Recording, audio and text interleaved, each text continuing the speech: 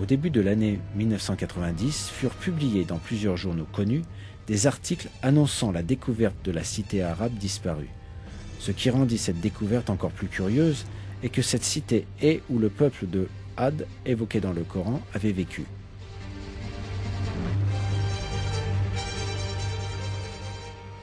Ce fut Nicolas Clapp, un éminent réalisateur de documentaires et un maître assistant en archéologie, qui mit au jour la ville de légende évoquée dans le Coran. Arabophone et réalisateur de films documentaires à succès, Clapp est tombé, lors de ses recherches sur l'histoire arabe, sur un ouvrage très intéressant. Ce livre parlait d'Ubar, une ancienne cité, et de ses traces. Afin de pouvoir trouver les traces de cette ville, Clapp s'adressa à la NASA pour obtenir les photos satellites de la région, et il étudia après cela les anciens manuscrits et cartes de la bibliothèque Huntington en Californie.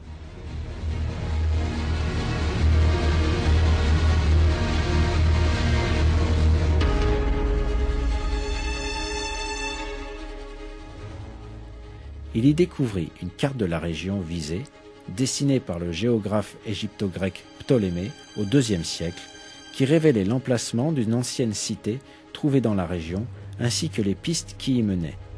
En plus, les pistes sur la carte coïncidaient avec celles des photos satellites prises par la NASA.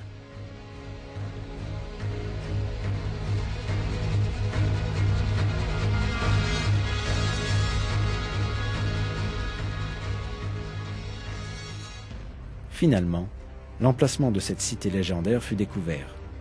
Peu de temps après, commencèrent les fouilles et des vestiges d'une ancienne cité furent mis au jour. Ce sont ces restes qui démontrèrent que cette ancienne cité était bien celle où avait vécu le peuple de Had évoqué dans le Coran, car parmi les structures déterrées, on mit au jour les vestiges de colonnes et tours, tout comme révélé dans les versets.